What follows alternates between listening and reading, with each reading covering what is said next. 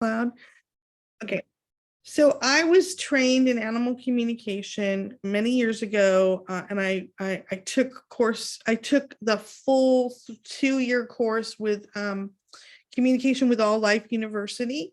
And then I also took another year to teach her courses for her on occasion. And I found that very helpful and useful. If you have any questions about that program, I'm happy to answer them. And I consider myself unique in the animal communication world in that I am one of the few that I have met who leads with my spirituality.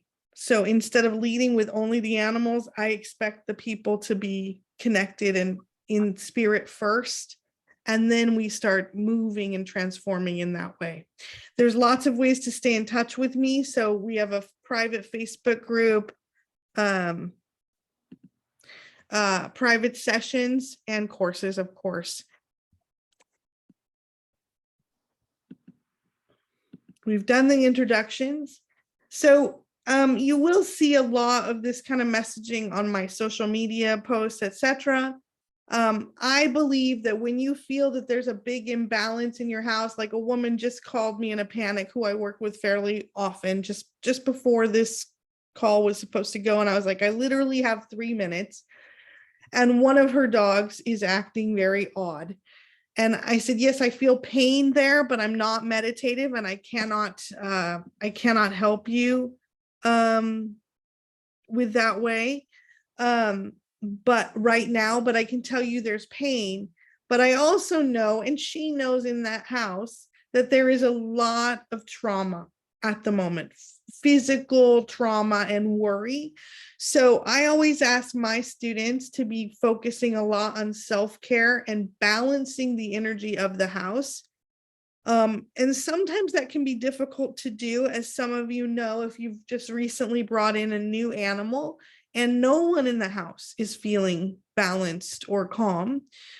So then it requires more of you in terms of powerful energy leadership. And sometimes when you are not in the best frame of mind, you will see them mirror your behavior in a negative way. So then we move on to animal telepathy, which we're going to work on today. And ultimately, I like to bring in a lot of energy work and earth alignments and prayer and ritual that help you to be in the best space possible, and for me as well. So we did a little exercise. If you got your emails, how would your pet dress? Did you get that? Did you get that prompt? Yes. Okay, so I'm gonna pop us up here if I can figure out how to do it. Oh, here we go. So can you just share with me, if your animal was a human, how would they dress? Anybody want to go first? I can. It's Chrissy. If Hoodie was a person, she would dress in really soft pinks and like little dresses and almost like tutus, but like she's like she's this little dainty girl. She kind of just flutters around. That's great. Anyone else? I can say, Yeah. I think Rosa would wear something summery, very light and very breezy, I would say. Or if I think more about it, maybe she would go around naked, because Kara knows she doesn't like anything on herself, not leash, not a collar, harness, nothing. So yeah, maybe she wouldn't like to wear clothes. She's like Lady Godiva in the streets, right? Yeah. Okay. And then anyone else want to share what they thought their animal would wear? And you know what? It's interesting because both of the women who have just spoken have mentioned, like, it seems to me like they're modern day, clothing. But sometimes I look at animals and I see them like coming out like they're 18th century gentlemen or ladies. Did anybody get anything like that? It's Kimberly. I actually thought that of Pandy, not in the clothing necessarily, but she's very spoiled. So I see her not in like the hoitiest of couture, but as someone who would have like ladies in waiting dressing her. She would be like, okay, do me now. But she also doesn't like anything on her, so maybe she would be another naked one. You do wonder, like in those times, did people go, oh, I just don't want to go to the ball. I can't be bothered to be put into that corset. I'm just going to stay here in my dressing gown. Who knows what they thought. I'm too modest. I don't think I would want people bathing and dressing me. Yeah. Okay. Would anybody else like to share what they thought of their animal? Yeah, I saw, this is Claudia. I saw Luna in a lab coat because she seems to like to study things and think a lot. And also in her, when she's not working, doing her research, she's trying to communicate with other beings, outer space. So she might have a very glittery outfit to, attract otherworldly entities. Yes, and I believe when I saw your little cat, like I felt like, I don't know if I said this, but I felt like she was wearing like either a crown or like a diamond right in the center of her eye in her Yes. throat. Yeah? Yes, a crown. You said crown, and I was trying to find that picture where she looks so happy with a crown, but I found one where she has some jewelry on her head and she just looks thrilled. It's really something. Oh, that's great. Okay, did anybody else do the exercise? I'm sorry, I can't see all of you, so you have It's to. Annabelle. Yes. So my Candy, she'd wear a little dress like little girls do, but not a fancy one, a plain one that she could play outside. Yes. in a very simple dress. Yes. And it would have pockets. Yes. And she would I 100% agree with that. Yes, she would definitely dress the way that, oh gosh, in The Sound of Music, how the nanny takes the curtains off and makes all of the clothing for the kids so that they can ramble through the woods. Yeah, exactly. It would be cute, but something that you can get soiled. And she would also have a straw hat on. I love it. And lovely. No shoes, no socks, barefoot. Yes. And this cat likes to like get down and out of the house and go in the neighbor's yard. Yes. Okay. Anybody else? Nikki, did you think of what Baxter would like to wear? Yeah, I think Baxter really likes being handsome. I think that he would wear suits, but I think he really enjoys also being comfortable and wants to be able to run around. So I don't think they would be very well fitted. I think they'd be a little baggy.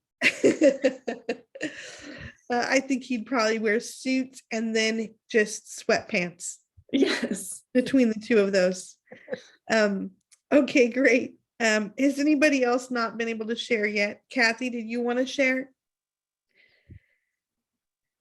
Oh, well, the only thing is my one cat, she's a girl. She's very masculine. So when I was picturing it, I thought the jeans and the t-shirt with the cigarettes rolled up in the sleeves, that kind of feeling. Yeah. Yeah. So you'll see that when we get to you talking to Liberty, I'm not going to ask you to ask her what she would dress like, but you already actually are practicing animal communication, doing what you just did, because you have gotten to the essence of who your animal is. They may have a slightly different take on that, but you are going to be asking,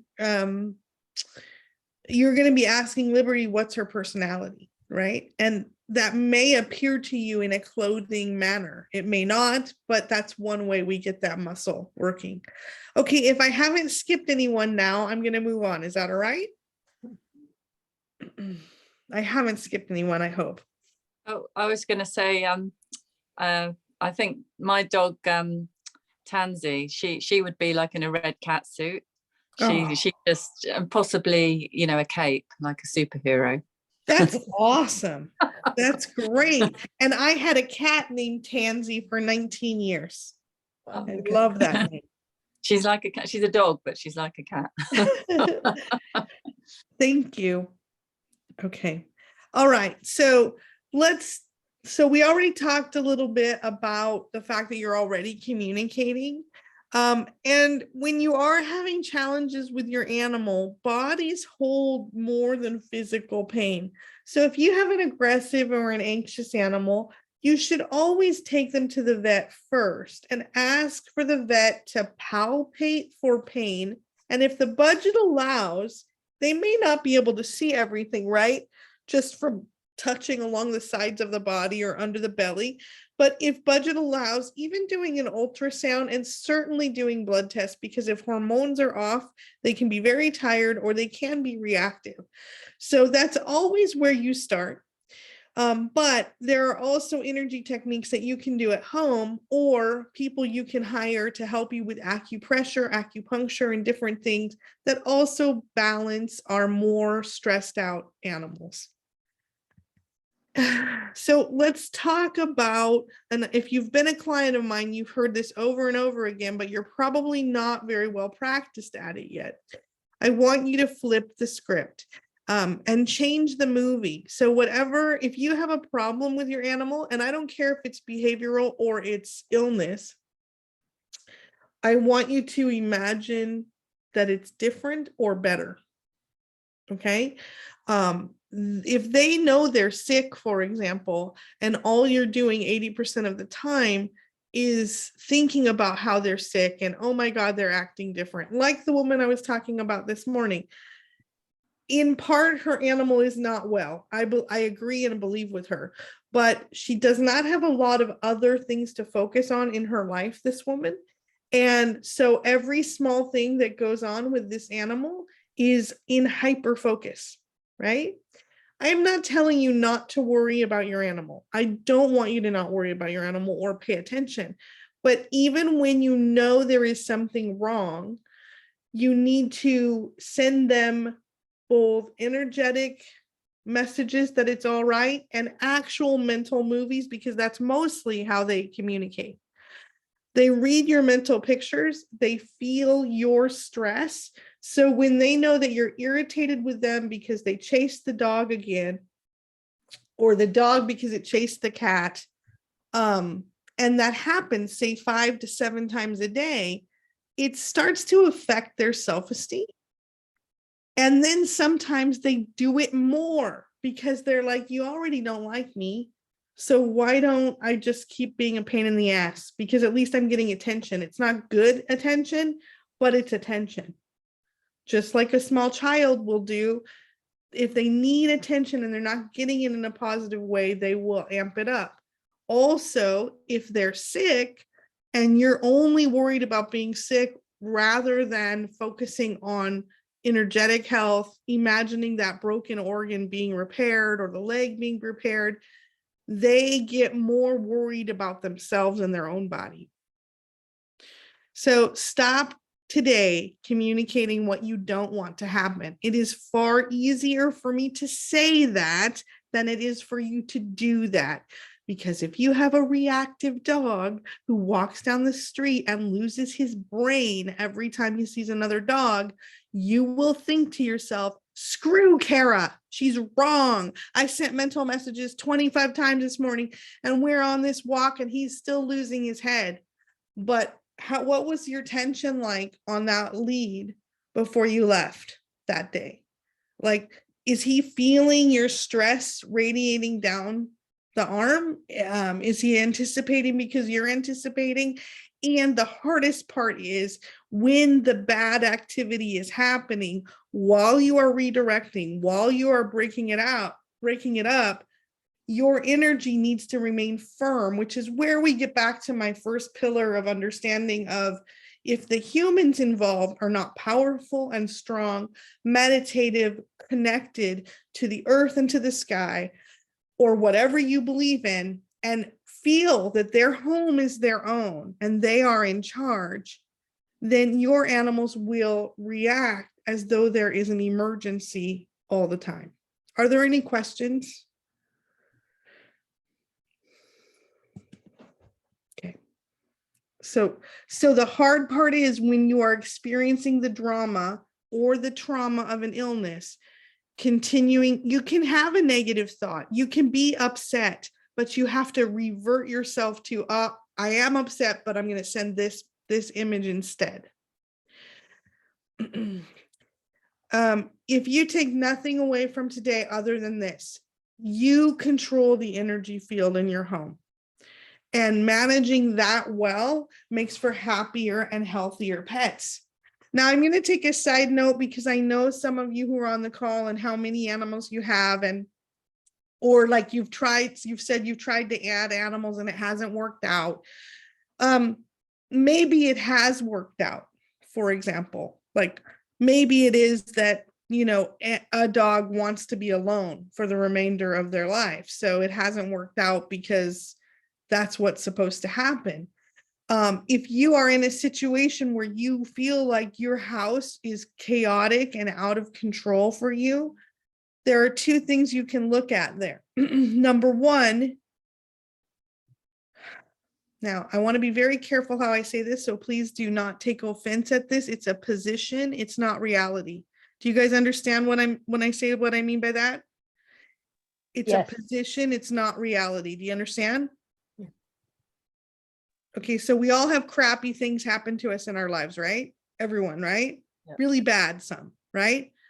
I'm not telling you that you are actually at fault for any of those, but if you take the position that you are responsible for it, that it was drawn into your life for some reason, and that's my position, is that I'm responsible for it, it takes you out of victimhood and puts you more in the position of control. Am I making sense to you? Okay, so if you let's take the example of I've got 3 cats and a dog and everyone's chasing each other around all the time, and my cat's miserable, my dog's miserable, everybody's miserable, and I can't train the dog and it's just crazy here, right? Let's say that's the situation, which happens to me weekly. I get someone like that, and people come to me like this. Oh, right? And my first step with them is to say, okay, number one, I'm sorry that this happened to you, but now that it's here, if you're in charge of it and you're responsible for it, why do you think, why would you be brought an out of control dog or cat? What does that feel like to you? And does it remind you of any other relationship in your life where you were out of control or you had to step on eggshells around someone? And then we start to remove those layers, right? And if then that person can feel more in control, or like, hey, wait a second, I'm not going to relive this relationship with my ex-husband. We stop that now. It makes them feel more okay with being a little bit firmer with that dog because they're like, you're not going to control the energy field. I'm controlling the energy field. I'm not going to hate on you. I'm not going to be mean to you, but I'm in charge of this and I'm not going to relive my old patterns. Now, the answer to that could be no. This is not like any pattern I've ever had before. I don't understand it. Totally new. All right. You still get to control the energy field. And the last things that I would say is there are a lot of us who bring in animals to our home because we really love animals. I love animals. I would have 25 animals if I could. And what I can say is I've been doing this for more than a decade now, and 10 years really professionally. And the hardest thing for me is, yes, I can do energy work on all of your animals. And 85% of the time, I can have a lot of success. But sometimes the kindest thing you can do is rehome an animal. I personally, my morality doesn't want it to be, I want it to be the last one into the home, right? Because the other ones were already happy there before we brought this other animal in. Even if we got messages from the universe, even if whatever, sometimes it's not a fit. And if you feel like you're constantly fighting to take the control of that energy field and it's not working for you after several months, please give yourself a break. That you haven't done anything wrong. Even that experience of having to rehome an animal because you tried everything does not make you a bad person. And you should be imagining, just like I said, like you project the movie of what you want, you should be imagining for that animal that they have a beautiful, much happier life with someone who can meet their needs, or a household that's less busy, or whatever it is. I just did a cat a couple months ago who had been rehomed because other cats in the house were beating her up.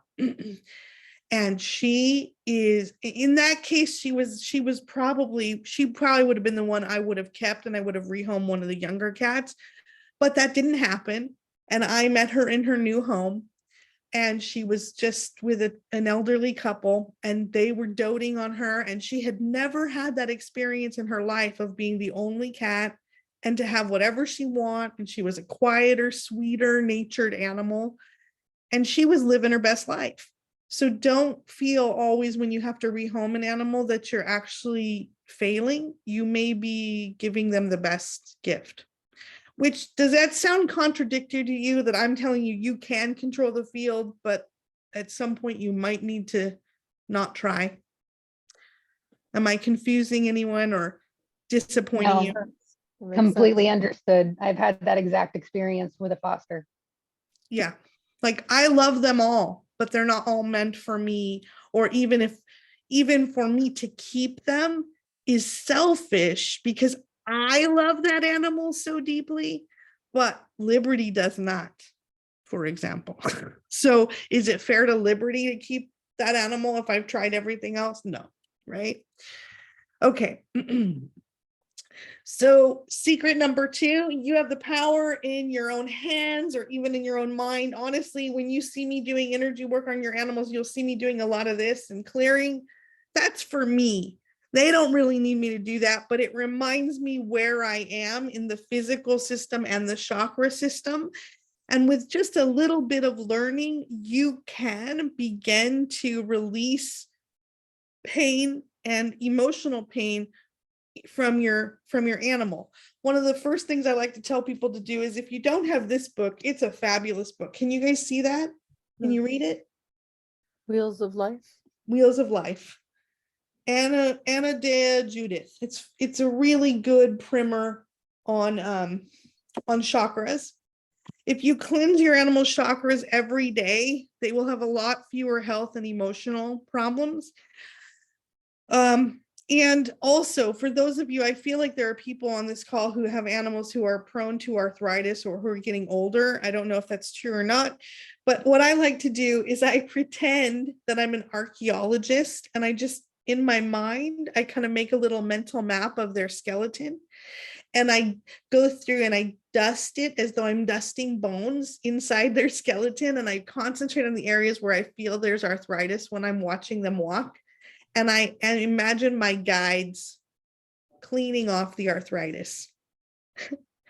So you can change that. And if you don't feel you have the skills to change it, you can also hire people that can help you. I can do energy work, but one of the best things that ever helped me with my elderly dog was, she was 14. It cost me like, I don't know, like $100 a week. But I was like, I don't care. She'd give me 14 of the best years, whatever. This chiropractor would come to my house, and literally I'd be like, I paid $100 for 15 minutes. But then I was like, no, I'm paying for his 35 years of experience doing energy work on horses and elephants. Fine. He'd be in my house. 15 minutes later, my dog, who could barely walk, would be walking like she was 4 years younger. He'd do his red light therapy, adjust her body, and she was happy for another 6 days. So don't discount that there are people living in your area, not necessarily vets, who have body work skills for animals, and they can help you. Okay. You can learn to sense pain, feel their sadness, and alleviate it. And I can show you other ways to do that. So the other reason it's important to learn these skills like animal communication is because it will give you more confidence. You don't have to be a professional animal communicator to do this. But as you're practicing talking to your animals, your intuition will strengthen. So I was an animal communicator. This is about 5 years ago now. And my dog, Sylvan here, she had a grooming, and the next day she started to cough. She was elderly. She was tottering around. She was definitely 14 years old. And I took her to the vet, and the vet said, took an x-ray, showed me the x-ray fully cloudy. This was my mistake. I let him tell me while she was in the room. And he said, I think she has lung cancer. Now, I don't catch all cancers, and I will be fully transparent with you that I still have issues with cancer because I had a very serious cancer 5 years ago, and it was very scary for me. It was one of the most scary experiences of my life. So I used to go deeply inside the bodies of animals and like look all around. Now I do it more at a distance, so I might miss a cancer. But with Sylvan, I was like, did I miss it because she's my dog? As I told you, you go to the car and look at a picture of the animal, or is he wrong? And I thought, how can I tell this white coat that he's wrong? But I was like, and then she heard all of this and she started coughing up blood and eyes rolled up in her head. And I thought, oh my God, she's been much sicker than I thought all this time. And I said, well, can I just get a second opinion? And he looks at me like I'm crazy, but he goes, yes, absolutely. I'll get you a second opinion. It'll take about 4 hours. I'll send it to the radiologist. I drive my dog home. She gives up in the middle of the hallway. And I just stood over her and I said, you may not give up. We have 3 hours. You may not give up. Again, she was very regal. She would have worn a crown all the time, very aloof. And she looked at me like, you are nuts, lady. He just said, I'm going to die. And I was like, no, he doesn't know. He may be wrong. 3 hours later, got the phone call. She had pneumonia. He couldn't read the x-ray correctly. And thank God he was humble enough to say, yes, I will get you a second opinion. And he said that it's diffuse pneumonia. I rarely see something like that on an x-ray. Come back and get antibiotics and she should be better in 4 days. And in 4 days, I took her back to the vet and she was wandering all around the vet's office, happy as a clam. So what would it mean to you if you were in tune enough to your animal that you could tell a vet that he was wrong? Right? Yeah. It's even for me, it was very scary. Like he thinks I'm crazy because I'm an animal communicator, that guy, but I was like, you got to check.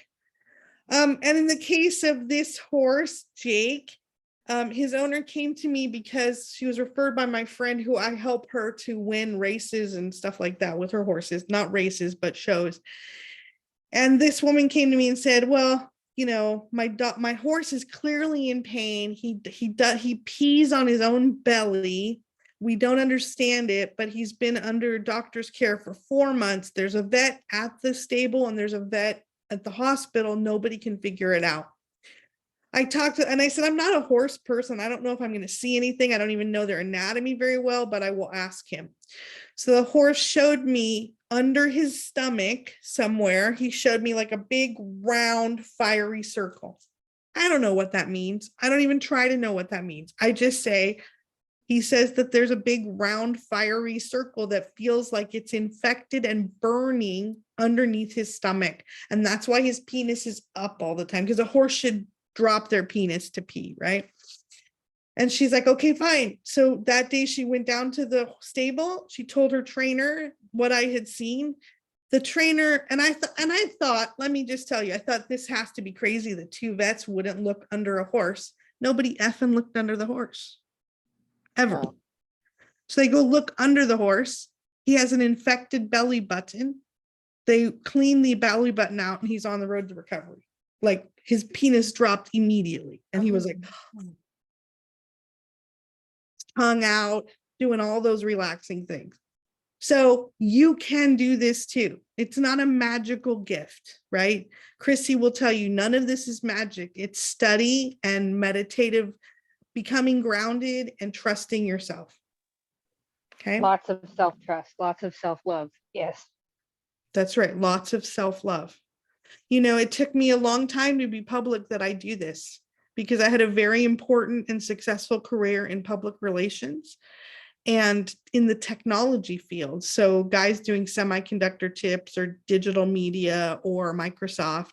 And I was embarrassed to say that this is who I am and then not be taken seriously for having a technical brain too.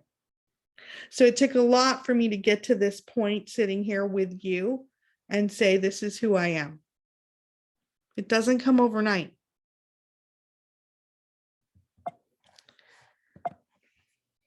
Okay. Oh, I'm going backwards. I don't want to go backwards. Okay.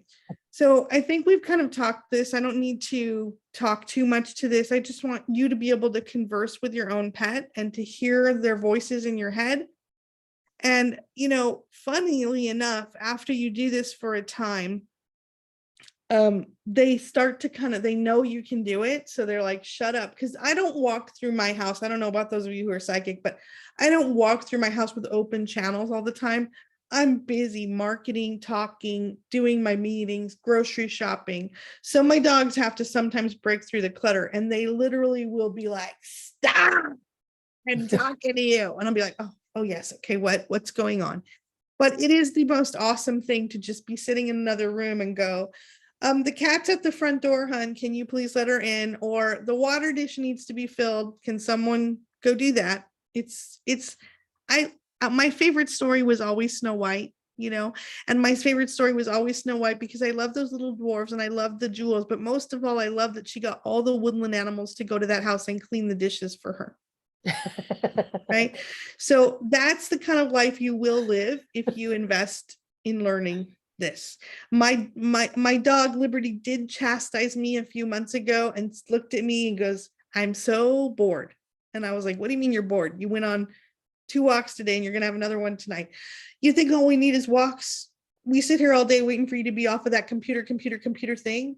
And like, we're bored. It's 3 o'clock, we're bored. And I didn't know I was neglecting them. So now we have a whole new routine for the 3 o'clock hour so they're not bored. And it's good to be able to hear that from them. And I want you to know exactly what purpose your animal should fulfill in your home. And here's the thing, that ebook that you may all have, if you don't choose a purpose and you're not deliberate about it, they will choose their own.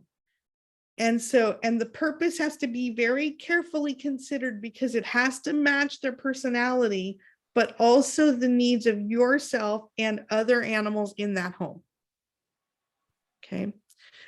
Secret number 3, you are an animistic. I know that word is spelled incorrectly. That's my spelling of animistic, which is ANIMISTIC. That means that you believe that all things are imbued with a sentient spirit and a sense of life, right? Rocks, trees, the air, the wind, right? I can call the snow, right? And when I was getting married years and years ago in a place where it only snows once every 2 to 3 years, I said to the photographer, listen, when it snows on my wedding day, I want to make sure you capture me outside and the snow falling down. And he looked at me and was like, okay, yeah, right. Okay, yeah, sure, that's going to happen.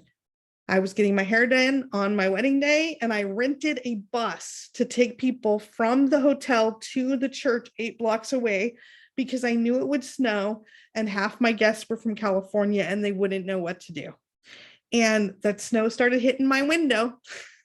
So, and I had snow on my wedding day. So you have all the tools inside of yourself to make happen what you want to have happen and to talk to your animals and to live in connection with nature. And we're going to start that today. Okay, so just as a recap, you need to be starting by creating purpose for your animals and managing the energy field far better than you ever had before. If ultimately you try those 2 things for a few months with, say, a new animal and it's not working, do not feel that you have failed. It just may be a different situation, but you've gained a lot of knowledge in the meantime. Bodies hold more than physical pain. Look for it and manage it. And let's do this meditation. So let's do it. Okay. So I'm I'm going to first, before we go into meditation, I'm going to show you Liberty. There's Liberty there. She's Liberty, Libby, Libby. She may be sleeping on the couch. So this is Liberty. She is almost, well, she's almost 11, I think. And that's her with me. And she is my friend. And that's her friend Finn, who is 14.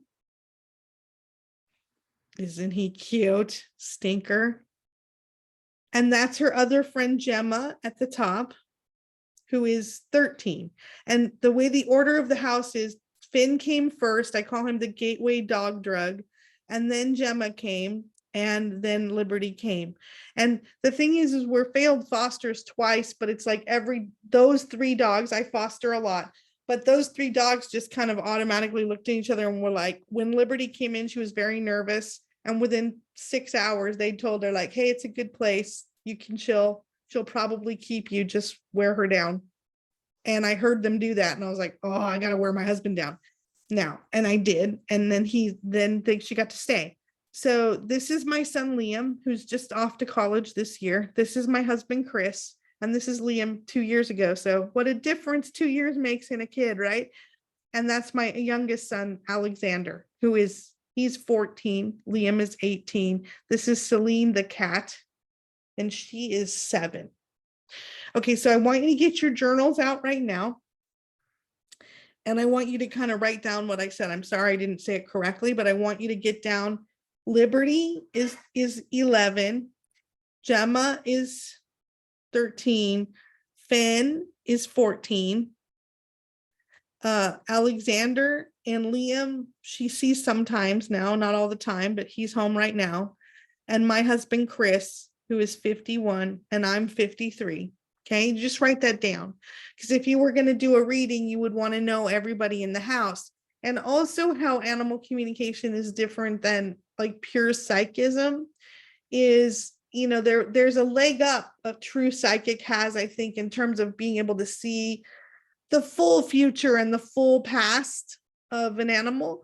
But an animal communicator is translating truly what an animal will show them through their own eyes and their own memories. And because animals like to live in the present more than, say, a human in some respects, especially if they had a traumatic experience, they may only show little brief snippets of like being in a Korean meat factory, for example, or just, I've seen one Korean dog just go chaos and like make like a comic strip with red light and sharp imagery, but they don't want to show much, right? And that's a way that it's different. But where an animal communicator has a leg up on just a psychic is they should have a lot of animal knowledge and body knowledge about animals and behavior knowledge, right? Okay, so these are 3 of the animals together. That's Liberty on the left, Celine and Gemma. Now, we're going to stop there. We're going to stop the thing for a second, and I'm going to put you through a meditation. And then I'm going to put the picture back up of Liberty, the main picture of her, so you can look at it while you're meditating.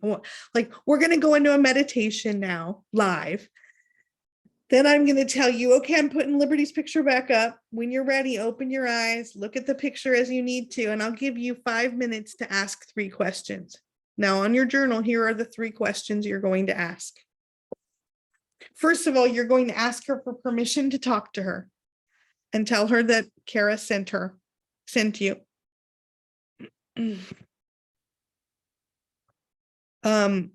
it always helps if you're not getting anything, whatever meditative feeling you felt during the meditation, if you get nervous and that starts to go away, just remember to ground your feet into the floor again and then send more pink light from your heart to Liberty, and you'll probably get more, okay?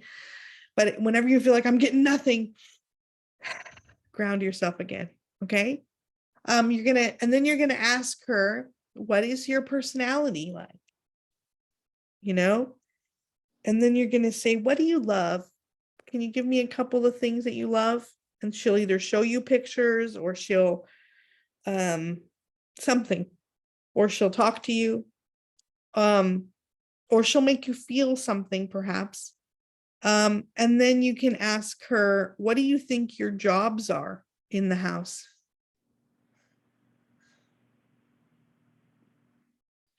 And if you've gotten all of that and you feel comfortable with all of that, it's fine to see if she will give you anything, and she doesn't always. Sometimes I've told her to be very good and she's very excited to talk to you. So I think it'll be fine. But you can ask her, is there anything that makes you very unique? And see, or special, and see what she says. Okay. You guys have it?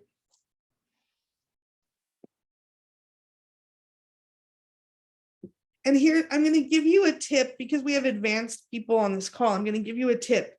The most common thing, even for very advanced animal communicators, because after you've done it a while, those of you who are readers, you start to have symbols for things, and then you go, oh, that means this, right? And you make a long interpretation of what it means.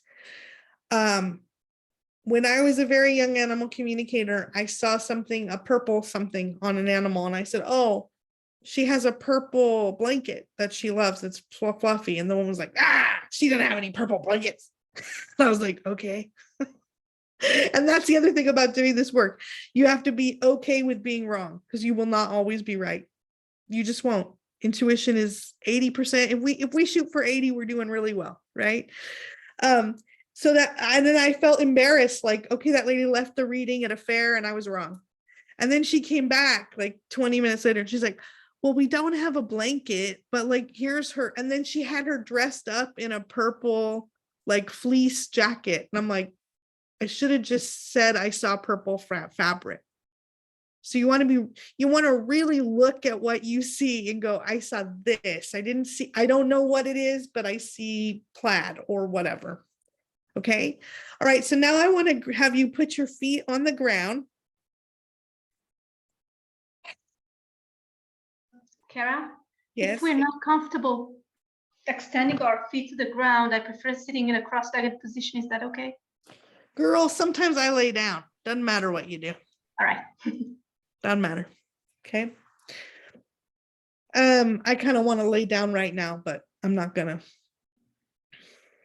Okay.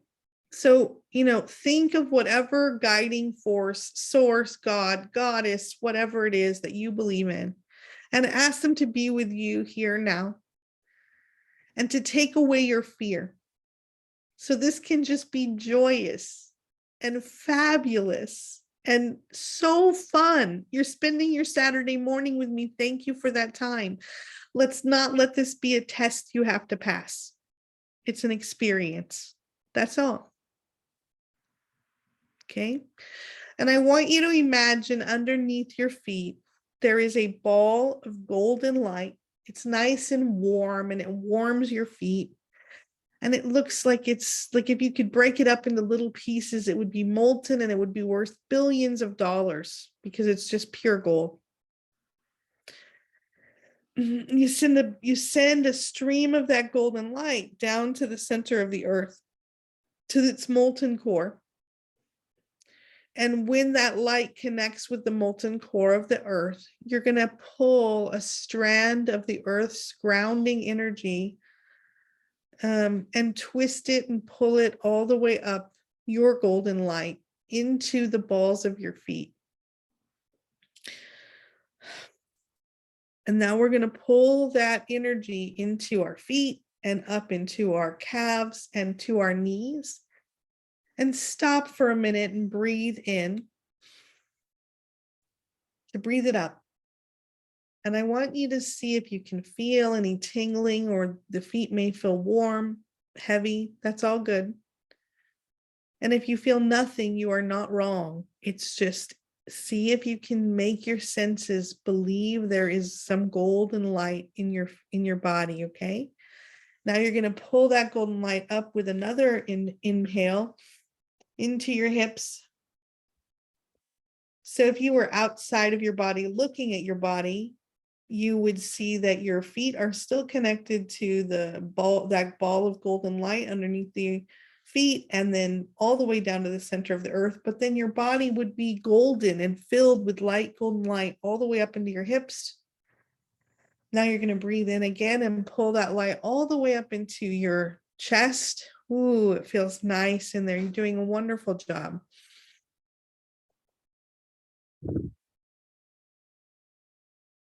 Everything is starting to tingle now and feel lighter. Okay, and you're going to open your heart chakra. You're going to ask for your heart to open. You don't have to know what a heart chakra is today. You just need to know you want your heart to be open to listening to Liberty.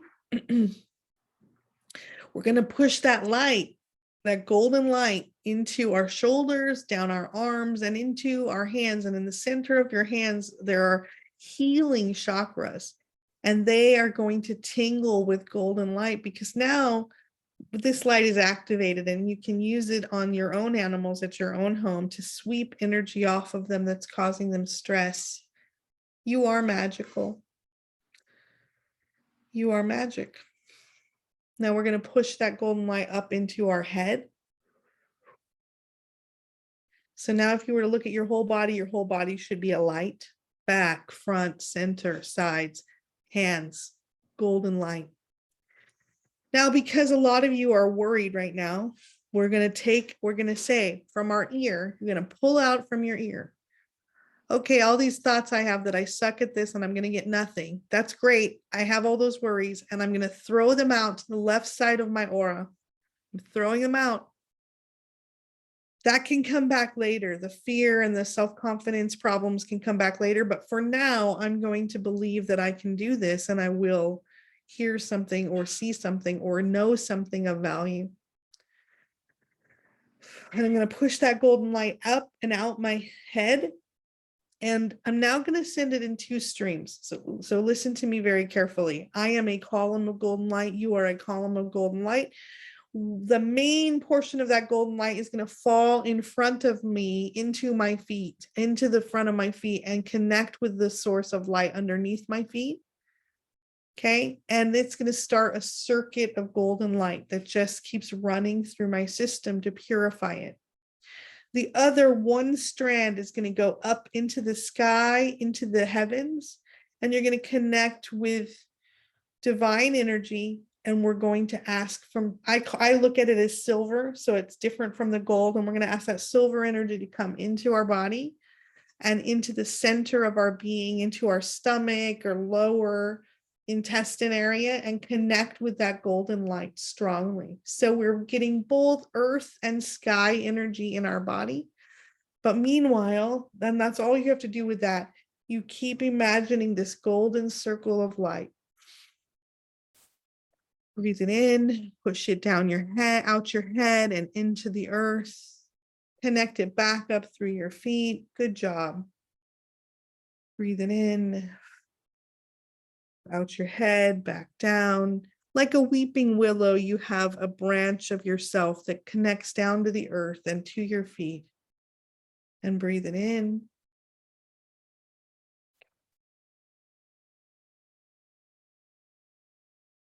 And down and around, and feel how solid and well planted you are and how grounded you are as this golden light circulates your system.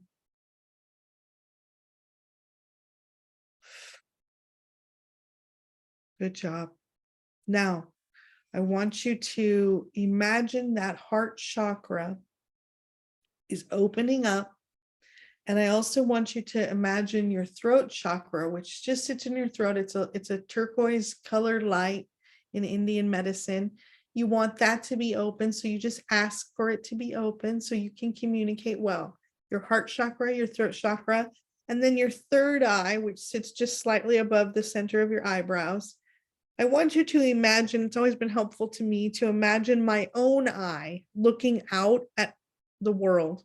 So imagine what your own eye looks like in the mirror.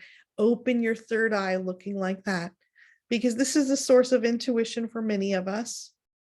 And you're going to ask for it to be open for this exercise. Okay. Okay, keep breathing.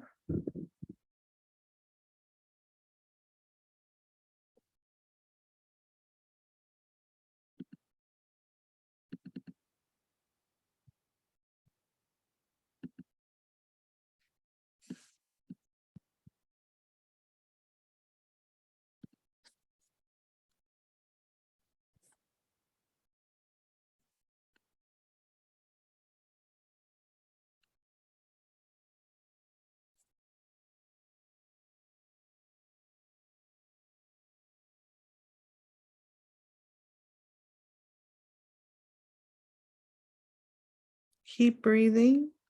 Just keep yourself centered. Okay. Up on my screen are the pictures of Liberty again. And when you are ready, open your eyes if you want to. I keep my eyes closed a lot of the time. Open your heart, send pink light to Liberty, ask for her permission to talk to you, and then ask the 3 questions, maybe 4. And I'm going to give you about 5-6 minutes to do so.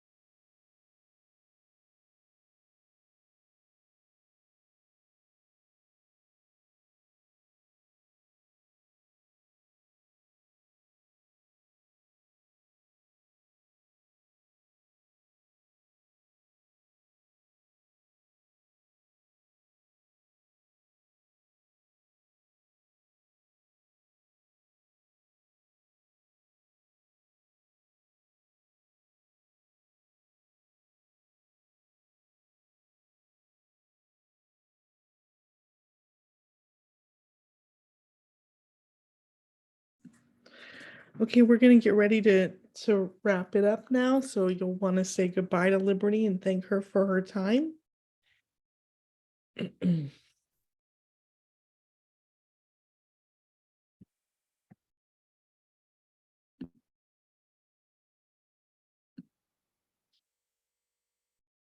Okay. So how was that experience for you guys?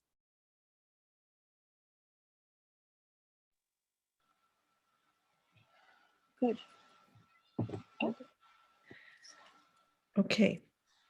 All right. So I don't want to put anybody on the spot right away, but I will like everyone to share a little bit. Even if you felt you didn't get much, that's okay. There's no harm in that at all. But I like to hear what you think you did get, if anything, and if you struggled, I want to know that as well.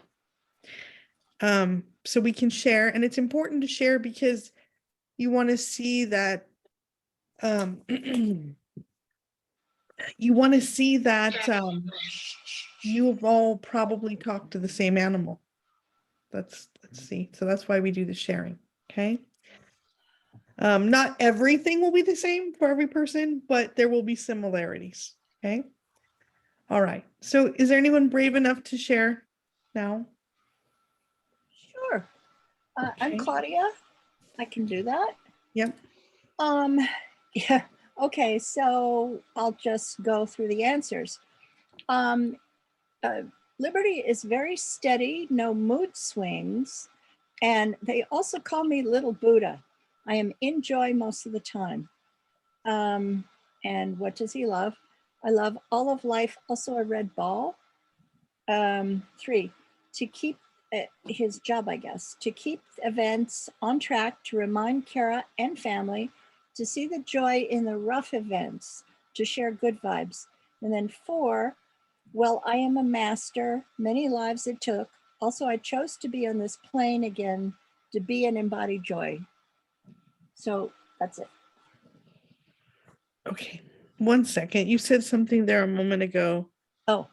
To keep events in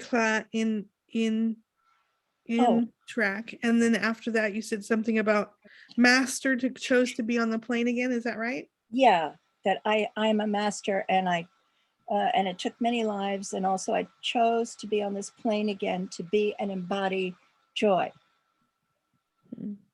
Okay, so I forgot to tell you guys that I will not be having any facial expressions while I listen to you, so it's going to look like I don't know until I talk to you guys at the end, and then I'll go through what everybody found.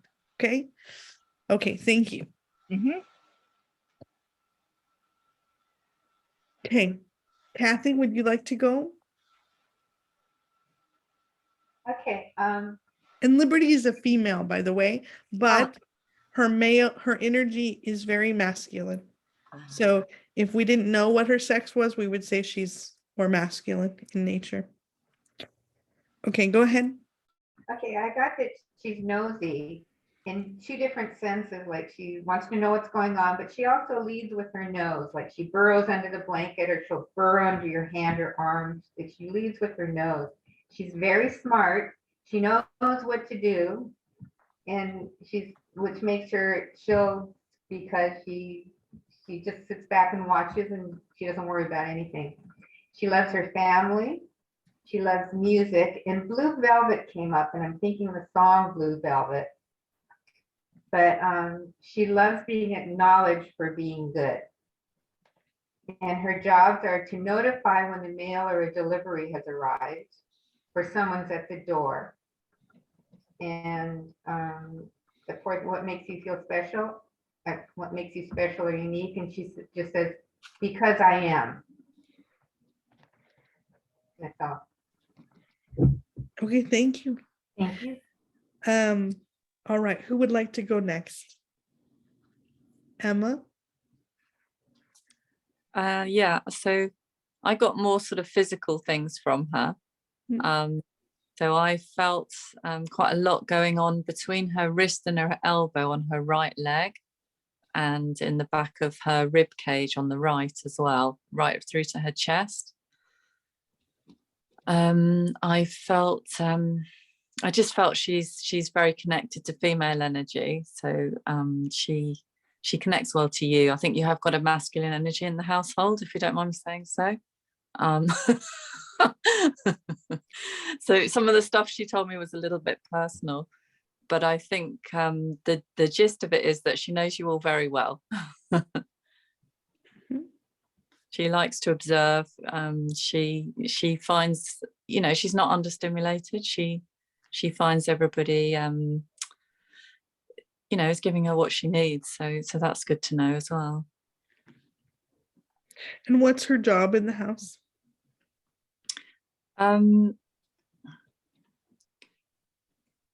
It's almost like she binds everyone's energy together. So she's the connector. So she feels that she needs to keep you all connected. And when you all scatter, you're kind of too far apart for her liking.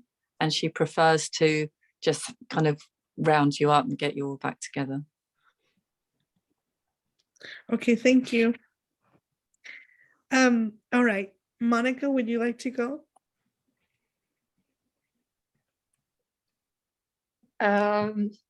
Yeah, I don't know what I have, but I see Liberty as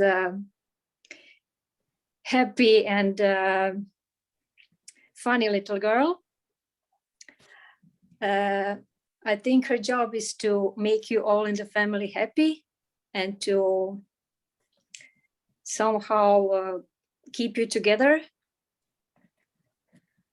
And all of the time talking to her, I had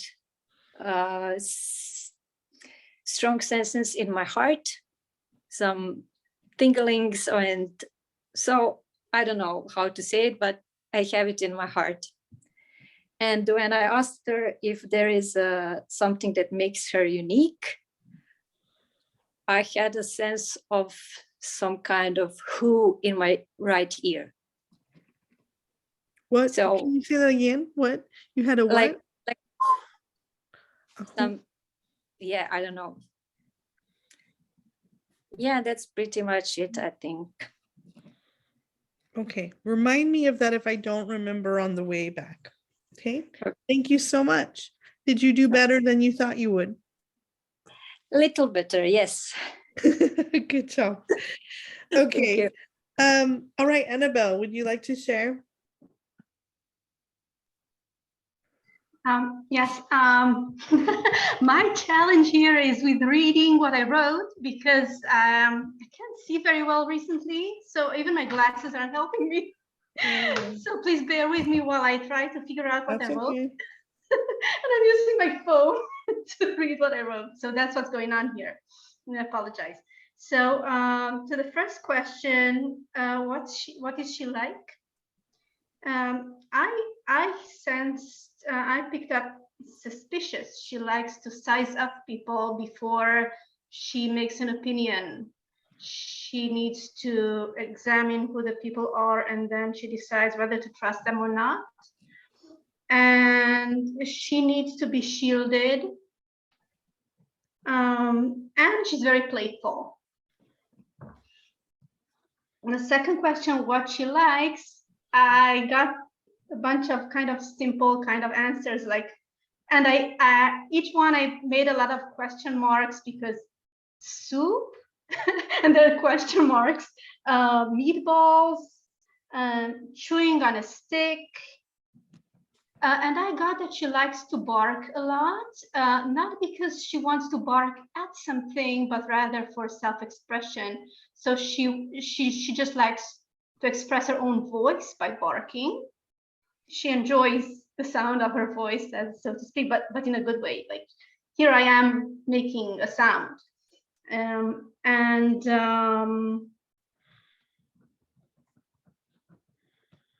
What was the next question? Oh, when I asked what her job is, the first thing I got was, "What do you think it is?" She asked me back, "What do you think it is?" She was being funny, and I got exactly what has been said here first about keeping things on track. So reminding people to be on schedule, but not in a human sense. So not the schedule that the way people understand schedule and timing, but rather more authentic, in a more authentic sense of timing. And to the next question, what's special or unique about you? First thing I got was I snore. And fetch ball, which I'm not sure about. And then I got, I can see colors that you can't. And she was kind of proud of that she can see colors that I can't see. And that part was a bit like a 10-year-old that's kind of proud of their own skills and abilities, and I can do this and you can't. Something like that. Thank you. I had fun with her. Thank you. Okay, Kimberly. Okay. She was very excited to talk. I don't know if I got all this right, but when I asked her what her personality was, she said she was very sweet, and kind of like what Annabelle said, she was like kind of proud of that. And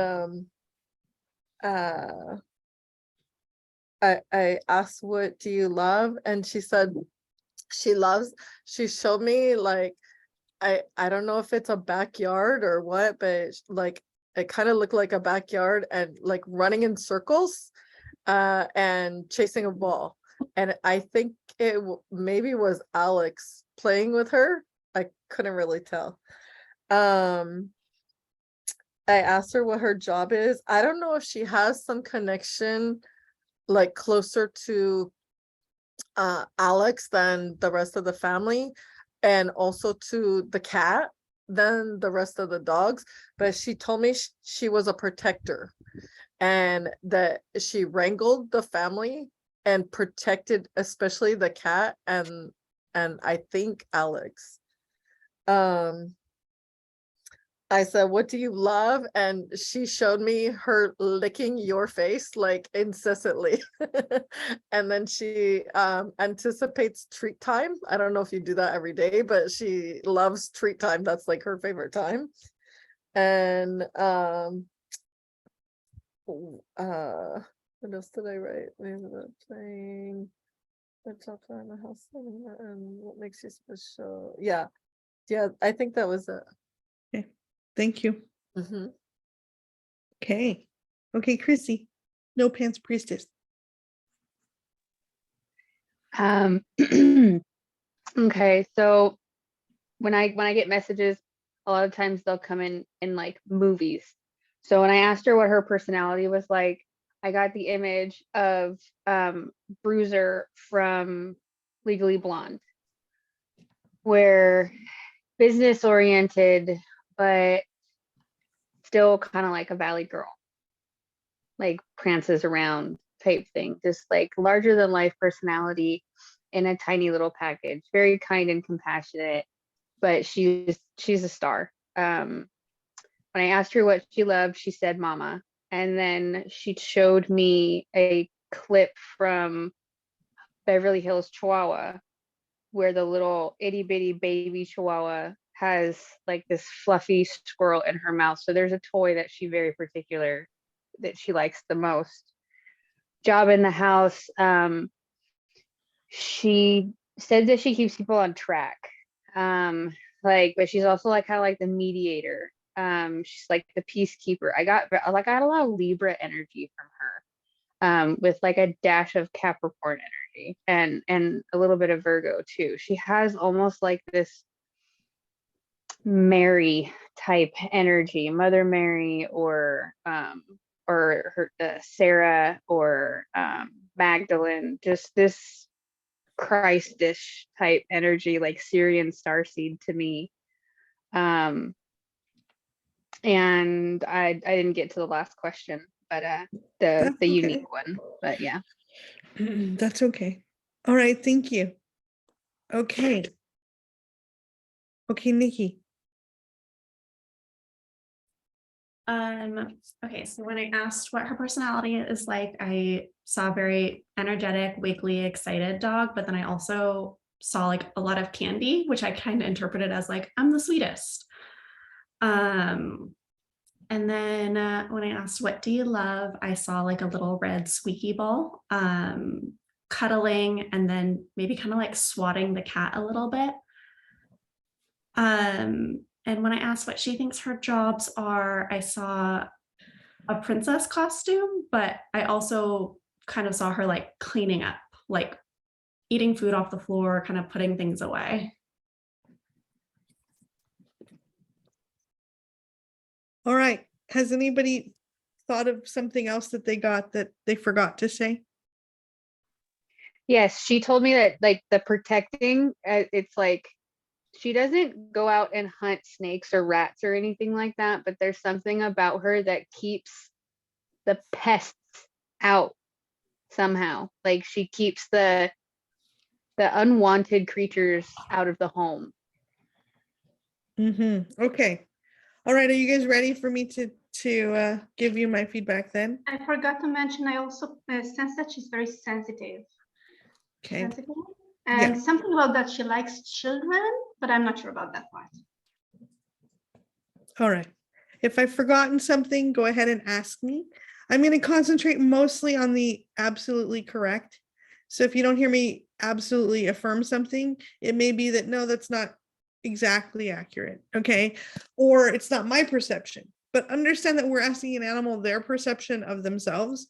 And so sometimes they, like I always tell people, if you have a problem with your animal, don't try to psychically hide it from me, because they're not going to, what you think is a problem, they may not think is a problem. Or it's like, okay, look, we all know I could lose a lot of pounds, right? Am I really going to tell you that I had Reese's peanut butter yesterday when I should have nothing, right? Like, we're not going to talk about the fact that I chased the cat, for example, right? Because that doesn't put me in a good light with my mom.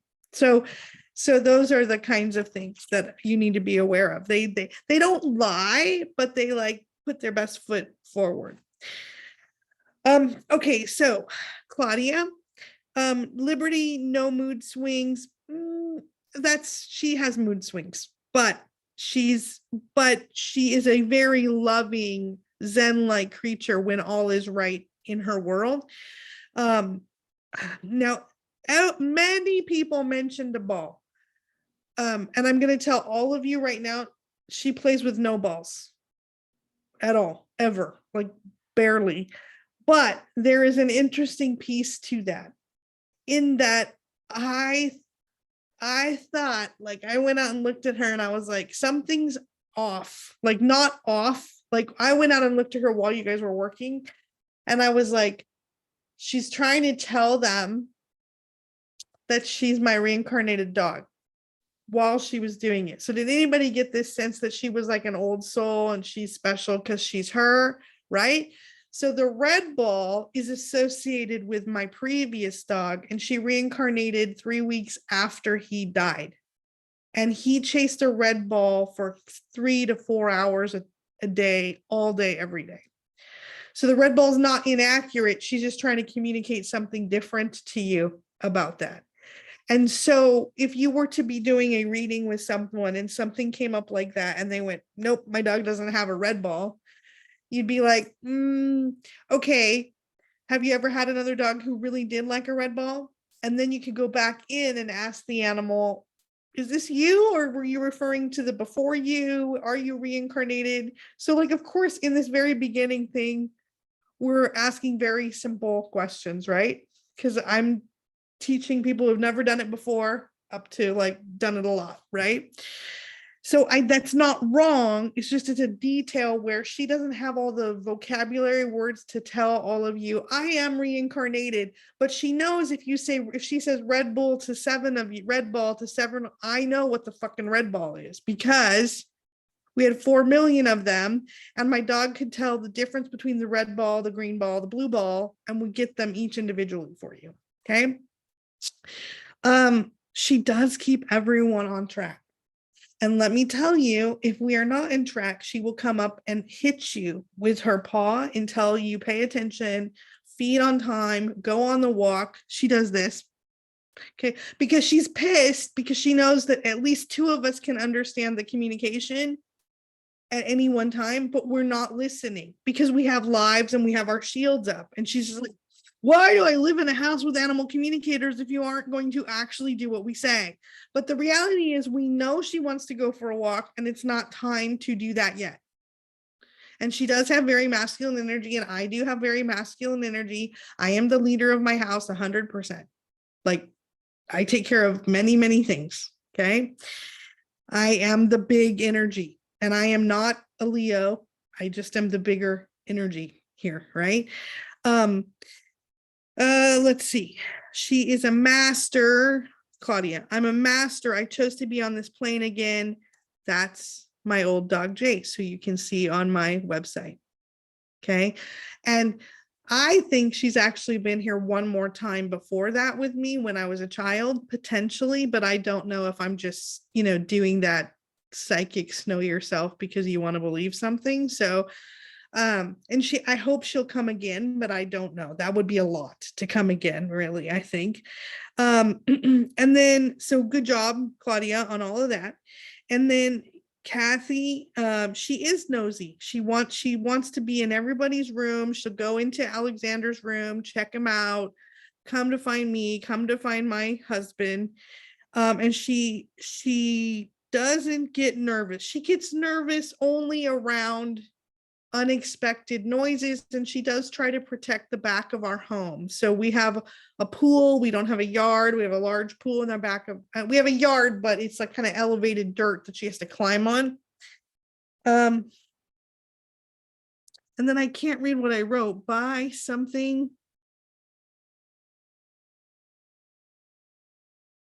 for being good. What it was, bring something for being good. Being acknowledged for being good. Yes, she wants to be acknowledged all the time. She thinks she's the star of the house. The other animals are just players in her play, and she's the lead role, is her expectation. And when someone is at the door, she will bark.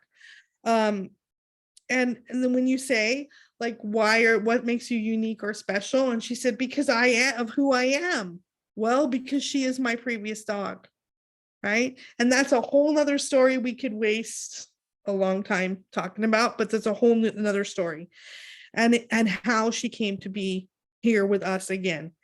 Because it wasn't like I went and got a puppy, right? She showed up in my life like 9 months later. Okay. And then Emma, physical, in terms of her wrist and her elbow on the right, I will feel into that today and see where she may have hurt herself, if she is hurt. She does know us all very well, and she does bind us, as you heard me say. She connects us all, and she makes sure we're like, if I believe there were shepherd in her, there is no shepherd in her, but she acts like a shepherd. And the previous dog was a Sheltie, which is very much a herding dog. So she always wants to know where we are. Have I missed anything yet? No, huh? And then Monica, happy, funny little girl. She both pisses us off and makes us laugh like every day, like, because she's pushy. Her nature is kind of pushy, but then when she's being good and smiley, there isn't a happier, more fun dog on the planet to us. And then you said you got strong sensations in your heart. So Monica, that means like you are a feeler. So you lead in terms of your what is that? Claircognizant or clairsentience, right? So clairsentience. So you feel those strong feelings in your heart, Monica. So what I would interpret that is as if she's very happy, but she's also the heart dog, right? She's my soulmate dog. That's what she is. And you've heard that a couple of times so far. She is playful. And then when you heard that whoo in your ear, Monica, are you still there? Maybe Yes, Monica. I'm here, Okay. listening. So when you heard that whoo in your ear, she's talking to 7 people at one time, right? And she told another people, who am I? Who am I? So she went whoo in your ear to be like, who am I? Oh, Do you cool. see? Like I am the reincarnation dog. Okay. She doesn't always tell people. So it's kind of funny to me that she brought that up with several of you. Shielded. She is not Annabelle. It is true of new situations and new people coming into the home. She is protective. She does need to be shielded. Once we prove to her that everything's good, she's fine, but she is on high alert. And you will find those of you who have red animals of any breed or any species, that the red animals are generally high alert animals and they need their chakras worked on more than others. They just get a little more stressy. So she can get a little protective of that. And she's playful for sure. She does size people up. Did I miss anything for you there? Meatballs. She loves meat of any kind. I don't think we've given her meatballs lately, but I will definitely make some for her now. And in terms of barking, I would not call her a very barky dog, but when she is on alert or she sees something or she gets stuck in Alexander's room where she spends a lot of her time, but the door closes on her, she will bark to get herself out. Did I cover that? It's pretty well covered. Yeah. Well, if that's all that you wrote down, I said a few more things, but maybe they weren't accurate, so you wouldn't mention them. Job. When she said, what do you think it is? Keeping things on track. Yes. Yeah. I think we've established that. And then when you said she keeping things on track, she sent me a mental movie of the leashes and saying that the walks have not been always at exactly the time that they should be. And she's irritated with that. So after dinner, there should be a walk within a half an hour. Well, it didn't happen the last couple of days. It happened at like an hour and a half later. She doesn't like that. And she does snore. She snored last night. We were just talking about her snoring yesterday. So that's why she brought it up for you. And I don't know about the colors. I don't know anything about that. And then fetching ball. No, she's not a fetcher, but my previous dog was a fetcher. Okay. Kimberly. Okay. She is very sweet and she is a little pushy and proud of herself for sure. In her backyard and chasing things. So understand, if you saw an image of like a flat backyard with green grass or something, that's not our house. I'm going to just turn my house. I'm going to show you this. Can you see? Well, no, that's just showing you me, right? I can't flip the camera. Maybe I can do it this way. Can you see out my window? It's beautiful. Okay. So it's just a pool, right? There's a rock pool and then there's dirt on the other side. There's like high levels of like a wall of dirt. But here's the kicker. He does protect us from other intruders because we have many cats who want to come into the yard and she thinks she's gonna like scare them all away and protect our cat from the other cats. Oh, that's interesting. So that's what she's doing. And she doesn't lick me incessantly because I won't allow licking, but she does love me the best of anybody in the house, bar none. I'm her favorite. But she loves Alexander second best. Oh, wow, that's interesting. So Alexander is her boy.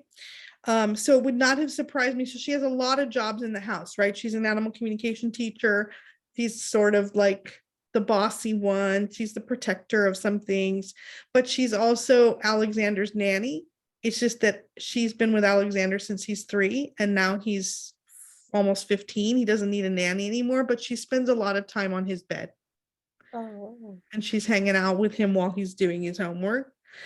Let's see. And she does love treat time, which she's referring to that time when she was like, I'm effing bored and you need to get more stuff going on. So I have to set out this elaborate treat scavenger hunt. Okay, did I cover that then?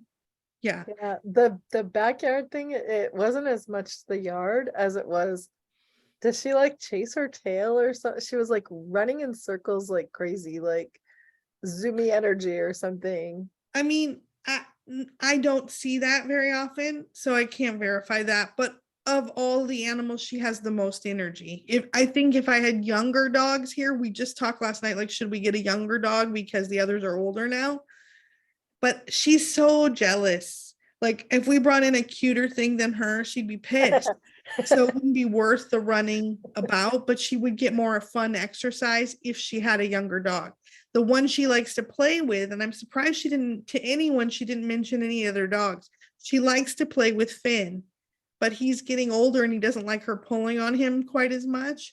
So probably she would like to play, but she doesn't know how to play with a ball. We've tried many times and she's just like, whatever. But I think that's me. She'll run after it, but she won't do anything, because after years of having my shoulder hurt because I'd have to do it obsessively for 2 hours, I literally sent the intention I'm not going to have a ball dog again, because I don't want to have to do that all the time. So it's me, not her. Maybe if I'd done more of that. Okay, she keeps people on track. And then Chrissy, I thought your images were great. She does love me. In terms of the peacekeeper, that's not what I identify with her energy, but she may think that of herself. And she's also, I feel like she's showing me the cat right now. And she's like asking me, and that may be what she's, look at how good I've been. Because she used to kind of give my cat a little bit of, she'd flip her a little bit of problems. And I'd be like, look, I'm being a peacekeeper. I'm like, I let the cat sit right next to me on the bed. Look at that. Because we had a little, you can't see it, but I'm facing my bed right now because my husband took over my office after COVID. And there are little cat stairs up to the bed. And the dog, Liberty, likes to position herself so that she's guarding those pet stairs. And so the cat would be afraid to come up the stairs and go sit on her side of the bed. But we've had a lot of discussions. So she may think of herself as Mary Magdalene because she's been so good. I can see that.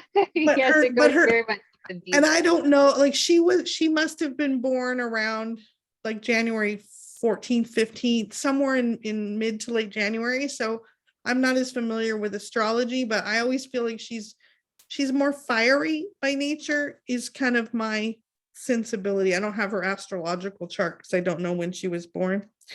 And then Nikki, she is energetic and she does think she is the sweetest one. Is she the sweetest one? To me, she's the sweetest one. To my husband, she's a little more spicy. So you can see we have an animal that has, a faceted personality, just like we do as humans. She can be super sweet and she can also be a pain in the butt. Depends on the day for her. The red squeaky ball has become a theme. Thank you, Liberty. So that is Jace. And if you go to my website and you scroll down like on the About Kara, you will see a picture of Jace, who was a bigger kind of Sheltie. She swats my cat once in a while if the cat's like getting too close to her stuff. She is a little bit of a princess and she loves to just be, I just call her kind of the butler. Like she likes to make sure everybody's doing what they should be doing and that they're on schedule. Yeah. I wanted to add, I saw something else, and this was like me just like not having confidence and like doubting myself. But when I had asked her personality, I saw like an Australian Shepherd, which started to make sense when you described her personality as a shepherd, but I didn't write it down and I just discounted it because I was like, I'm not connected to the right dog. Like, I don't know what I'm seeing. And I just like, well, her personality is very shepherd-like. It doesn't make it, like when I saw her picture on I was doing social media for a shelter, right? For fun, and her picture shot up with a note that said 12 dogs to be euthanized in 2 hours at the local shelter. And it said half Sheltie, half Chihuahua, was a 1-year-old on the picture. And I immediately, Jace had died like 6 months before, and my mouth just went, Jace. And I looked in the eyes and I was like, it's Jace. And it said, half Sheltie. And I was like, only Jace would send me a half Sheltie that looks nothing like a Sheltie for me to know it's gonna die in 2 hours. I called the rescue I was working with, And I said, can we rescue this dog? And they said, we have no room. We can't rescue the dog. So then I called another foster that was in the thread saying they would help him. I said, I'll take that dog. I'll foster that dog. I already had tons of dogs. I had the cat. I just did not need another animal. So I brought her home. I immediately named her. I said, how about we name her Liberty? Because it was the 3rd of July and they were going to kill all of them. She'd never been put up for display because she was a little aggressive in the back with the vet. So she was just held for 6 days and was going to be killed. Where am I going with this story? Anyway, she became my dog. Long story short, she became my dog. But only because my other dog kind of directed me to her, and then she fit in with my animals. And the rescue, I was taking her to be shown at the rescue, and I really wanted her, but I knew we didn't need another animal. And I was like, God, just show me a sign, please, the whole drive. And she's like leaning against me in that center console as we're driving. And we get there and I'm like, here's Liberty to be shown for the, whatever. And the lady goes, you can't bring that dog in here. And I was like, what? And immediately my brain was like, that's my sign. And she goes, well, I mean, she hasn't been fixed yet. She could be go in heat, and I got 200 other dogs here or whatever. She can't sit in a cage and go in heat. You should have had her fixed before you came here. Go home. We're going to fix her. And then I just put her in my car and I went home and I told my husband, we're keeping her. And we did. So what are your questions about animal communication before we kind of wrap this up and I tell you what else is possible?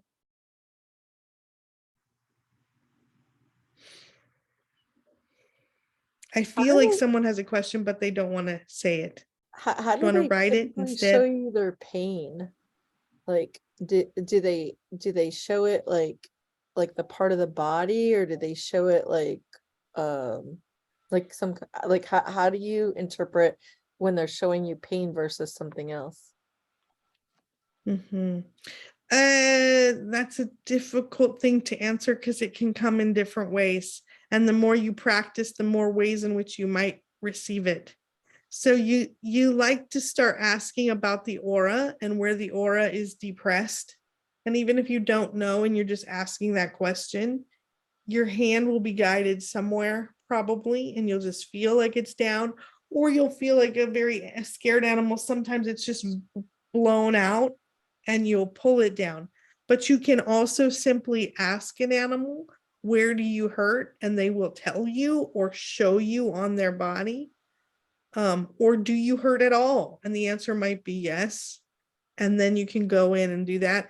And then in terms of medically, there's 3 different ways to do that, but it's like, there's more than that, but there's 3 main ways to do that. You can become the animal, which I don't highly recommend.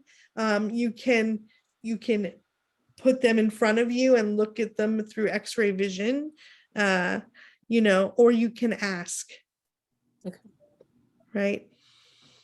Yeah. Thanks. All right. So for those of you who have more desire to learn more of this and to learn more of the energy skill, I have a 6-week course coming up. It's usually 4. I've added 2 weeks to it because I want more time for people to absorb the information. And if you book a session with me in the next couple of days, you'll get a $1,000 discount off of that course. It includes 4 private meetings with me to enhance your skills and to work on. Most of the people who join the course, like we have 4 or 5 right now, and either they have some sort of energy healing skill and they want to become an animal communicator eventually, but that's not what this course is for. It's to help you with your own animals. If you want to be an apprentice with me, that's a completely different program. But a lot of people start this first and then they move into apprenticeship, right? Because you got to see if you like me. You may not like me that much, or the way in which I teach, right? Or how I push you to do certain things. That can be possible.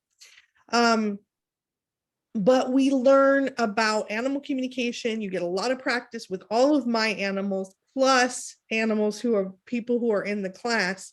And then Some people are either they're already on their psychic development way and they have a soulmate animal who is either sick and potentially dying, and they want to use the energy skills that I give them and my help to try to bolster quality of life, or to change a behavior, or see if they can work on a household situation that's not working out for them. Those are the two types of people that it appeals to. And so I teach you communication, I teach you energy work and chakra clearing, as well as, if you haven't heard of it before, not just tapping, which we've all seen people do all over the internet, but tapping and scripting for you and your animal companions. Why did I create the course? I created the course because I feel like there's a gap between people want an animal communicator and they want to hire them once for $95 and wave a magic wand and solve all of the physical and emotional problems in their home without them having to do a lot of work. And actually, most people have pretty deep-seated problems in their house and they need to be working on it every day. So this way, the tools are in your hands and you don't have to keep paying, and then also maybe feel like animal communication energy doesn't work because you tried it once and your problems weren't solved. So that's why I created that course, and I'll send you information on that. So if you want to book a session with me, you can, but there's never any pressure to do that. And if you're looking for someone to mentor you, I have a 9-month program, which includes 6 modules with me, where we assume you have some level of animal communication experience, but then I take you into different situations and types of readings that you do. I give you examples. You have to do a lot of cases, both in EFT and energy work and communication. And then we have a lovely graduation ceremony for you at the end, of initiation. So if there are no other questions, I'm going to send you guys tomorrow. You will receive a recording of this. So you have that. It'll be good for 48 hours. And then you'll also get a discount code for any future session and your free gifts and information if you want to book a discussion of that Animal Soulmate Fellowship, is what that program is called. Okay. Did you enjoy it? Yeah. Yeah. Yes, yes, very excited. Are you surprised with how much you got right? Yes. Yeah.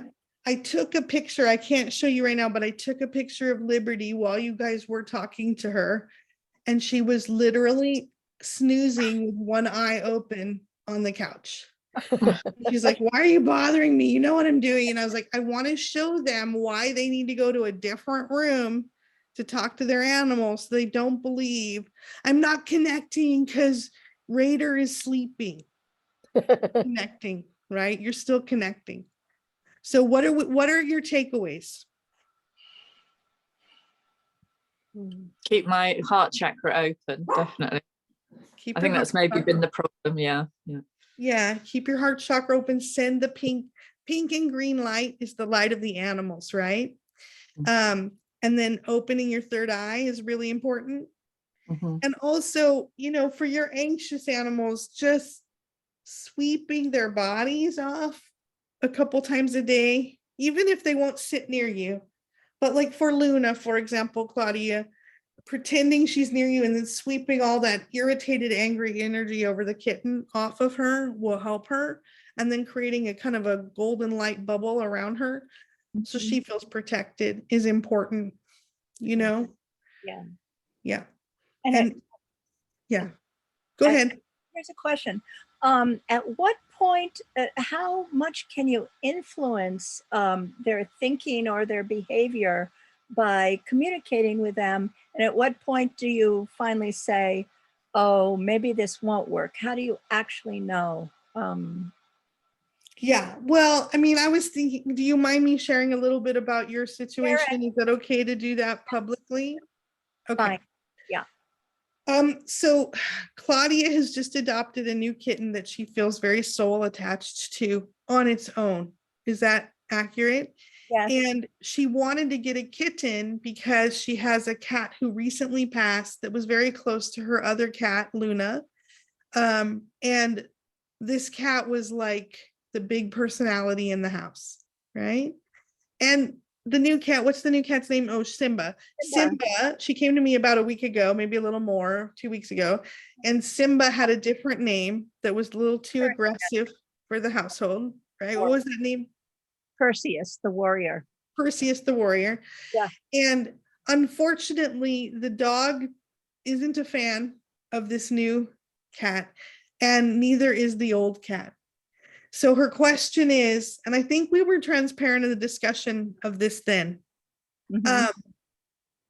Like I did some energy work and I said it was only a communication session, but I said, we're going to do this longer and I'm going to do some energy work and we'll see if it gets any better. But honestly, you might need to rehome your cat. And she's asking like, when do I know if that's enough? So in marriage, successful marriages work out when the one who cares more gets to win more of the time. Hmm. And if you know you care less about an issue than your partner does, it's better to let them have the win, whether or not you have a different opinion.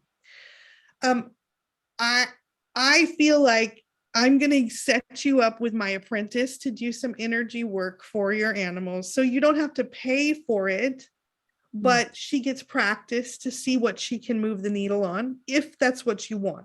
Okay. Because my sense, tell me if I'm wrong, is that you'd really, really like to keep this cat. Your husband is perhaps more willing to call the breeder and start a redo. Is that correct? That is totally correct. Okay. Yes. So my feeling is it would probably best to send it back to the breeder and while it's still young, to Yeah. let it be adopted as a very young cat. Mhm. But I'm always willing to try. But I feel like if you tried for 3 weeks or so and there was no more movement, the level of unhappiness of the two other animals is pretty high. And there wasn't a lot of time to process the grief of the loss. Yes. Right. And so they need some grief processing. And at least from what I remember, and I don't remember everything, but at least from what I remember of Luna, I don't know that she wants a replacement. I think the dog maybe wants a replacement, but I don't know that Luna does. Yes. Yes. That's exactly right. Because Mr. Spock and Sky, the dog, used to play all the time and they enjoyed each other's company. And I thought she was really missing that. So this cat kind of fell in my lap, this kitten. I will say one thing that's very positive that has happened. I read your blurb again and it said, give them a job. So I looked at Simba and I said, okay, Simba, what would you like to do? What can I give you? And he said, I think he said, or I said, I'm not sure who said it, but how about health coach? What about exercise coordinator? And when I said that, he went to his cat wheel, which we have bought and put together, and he started walking. And I thought, aha, that might be, if he does that enough, he gets tired out, he won't be trying to chase. Yes. Yeah. Yes. I mean, I always wanted to work out so the humans who love the animals get to keep all the animals. But I do think that if we don't see a decrease in the other animals' discomfort with some strong energy work, then I'm always one to go, I've done everything I think I can. And the messages that I keep getting are, I'm very unhappy. So let's let the young cat, but we've only met once. So I'd like to have my apprentice work with you a few times. And then you're not spending money while you might have to give this cat back, but she's a very good apprentice and she can see what she can do. That's my suggestion. Okay, Kara, that's great. That's great. Yeah. Yeah. Okay. So it was a pleasure to meet you all. And if you are not joined and you are on Facebook and you want to join me on my Animal Whisperer group, I would love to have you there. I try to do talks every week. I'm on YouTube. I'm trying to do more YouTube shorts. My life is content. So if there's something you would like me to talk about more or you have more questions about, please drop me a line. Yeah, and someone's left a note, Annabelle. Yes, the ebook will be in my email, but if you have already signed, okay, here's another thing, because this might be confusing. So the software that I use to regularly email you, are you on my email list? Are you on my main, did you find out about this course because of my main email list? I did, yeah. Okay, so if you found out that way, then you may already have my ebook. So this is going to be a duplicate, right? But I'm going to send you the ebook itself. If you are not on my email list, you should sign up to be on the email list. But there are two different email systems for me. Why? Because MailChimp sucks and I can't run classes through MailChimp. So MailChimp, you might see from Kara at petseyeview.com, but that's MailChimp. And then you're going to see academy.petseyeview.com or Kara PetsEyeView Academy. That is for courses. So any course you take is coming through that. And the emails you receive for this class are coming from the Academy email. Okay. I'm sorry. I tried to fix them, but the only way for me to transfer my MailChimp email to this is to then send all of my thousands of followers an email that says, thank you for signing up for the Academy, and it will confuse everybody. So I'm not going to do that. Hello, Sky. Oh, okay. All right. Hello, Sky. yeah. She wanted to say hello. How are you, beautiful? Oh. All right. Well, it was very nice to meet you. And if I can stay on if anybody has any questions regarding the November class, I'm happy to stay for a little while. But otherwise, I hope you have a wonderful Saturday, and I appreciate you all trusting me with your animals. Thank you, Kara. Thank Bye. you. Thank Bye. you. Thanks. Yeah, Bye. thank you. Bye. I think you're fabulous.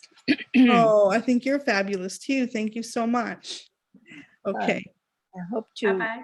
do a reading with you again. Really. Yes. Well, I mean, I am happy to say, you don't have to say yes to that offer.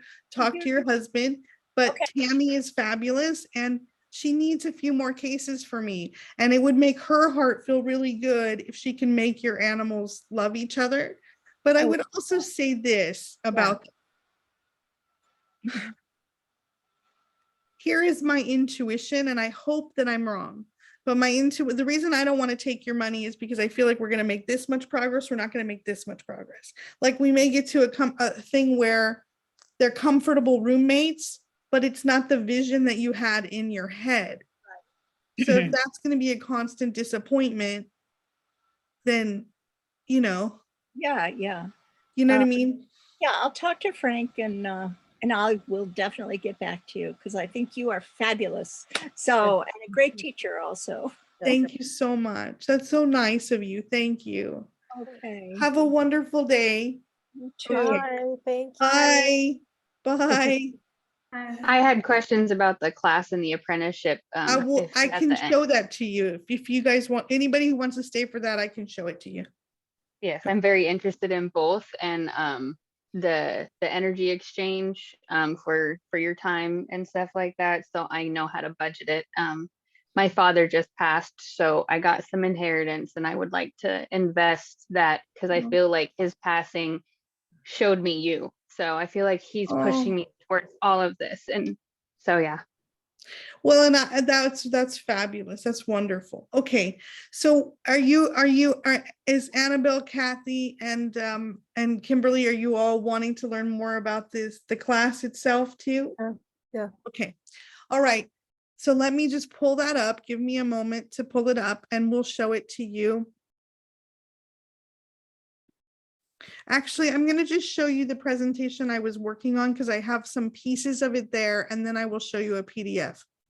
I'm never sure if anybody's going to do it. And honestly, I have to be a little careful because I don't show it to everybody, because sometimes there's a lot of animal communicators who try to jump on my courses to kind of see what they, God bless them. They're just doing what they got to do. Right. But I don't show all the details. So let me just get to this portion. Can you guys see it now or no? Can you see me? What are you seeing? No, I see you. You just have to share your screen. I got to go back and I'm going to share my screen again. And then you're going to have to give me a moment to get the the actual presentations up. Okay, where are we? Okay, good. Okay, There's- now you got it, right? Mhm. All right, so this is the easy presenting. Some of the other stuff, I think my visuals are a little bit challenging, so forgive me here. And there is no, I have no attachment to whether this doesn't suit you. This is the course that's for November. Most of my apprentices come through this course first because I need to assess your level of skill. It doesn't mean that if you're already, like, for example, Chrissy, you're already doing a lot of psychic work, right? So can I find a way to compress that? We will talk about that in apprenticeship. I might need to meet with you separately about the apprenticeship, for example, is what I'm saying. Sure. Okay. So y'all are going to get a coupon for 15 off your first session or a different session with me. If you have a big problem, I want you to talk about animal soul therapy to discuss it. And then here are my two other things. Hi, my name is Oh, Jill and I recently I completed. hate how that always starts. So these are three people who took Animal Soulmate Fellowship. Jill has cats and rabbits, and she has a lot of illness in her house. And she paid in full for the course. And so I was very surprised to see how good she was at the fourth free class that I do about medical intuition, almost in some ways stronger than me at seeing organs in the body. And she was able to process a lot of grief because they just lost 2 animals in their home. And for all of the animals, give them new jobs. And through emotional freedom technique, one of the most interesting things for me was that she figured out while we were doing some work on that, because the class is unique in the animal communication world in that you can go out and buy any course for $400, maybe $1,000, whatever. And you will not get much private attention. You might get a moderator on a forum, you might get one meeting with a coach, but this is a true hybrid experience. So almost every week you are having a Zoom lesson or at least some sort of Facebook live discussion, and then you're having a private meeting with me with your animals. And what she discovered during that, this was a 4-week course at the time, she was doing EFT scripting, and I was able to ask her, like, but why do you think it's necessary to worry about your animals so much, right? And she's really kept working on that. And she finally said, you know what, if I have an animal to worry about, then I don't have to worry about the health of my marriage or the stability of my job. And so she wasn't worried about those things, but it was almost like her animal's dis-ease was helping her to feel like it was a lucky rabbit foot, if you will, guarding against any problems anywhere else. And by tapping on that experience of life, she was able to move to a healthier animal home, for example. And Alyssa is a dog groomer, and she has 2 dogs, and they were not getting along. We calmed that down a huge amount. But she also called me 2 months after the class and said, my boyfriend thinks I'm crazy, but I feel like Atlas, who's not pictured here, that he's a boxer, that his right front paw is swollen or bigger than the other one, not the paw, what do you call it? The foreleg, like at the bottom. And she said, do you think so? And I went in and I checked energetically and I said, yeah, you're right. It's a little swollen. It feels like painful. Go in and have it checked. She said, I already been to a vet. I said, go to a different vet. She went to a different vet, demanded an x-ray. And sure enough, they discovered that the dog has some sort of strange bone condition that left unchecked would definitely lead to bone cancer if she hadn't been persistent. So you can really do a lot of things. She also discovered that she is mostly introverted, and when she sees people on the street, she's nervous of the people, not so much for her dog, but for herself. So she was closing off her own aura, and then her dog was responding to that. So their dog walks became much more calm. And then Alicia had 2 dogs, and one of them was very aggressive, and she had to get a trainer during the program also. I demand that if you've got a medical problem, but at the end of our program, we went from high reactivity to low reactivity. So that's good. And yeah, I'm not gonna get that fast. So you can just poke around on my booking page and I'll send the rest of it to you. I think I we had one lost- more question if we Yeah. have time. There's Sure. a say bye for now.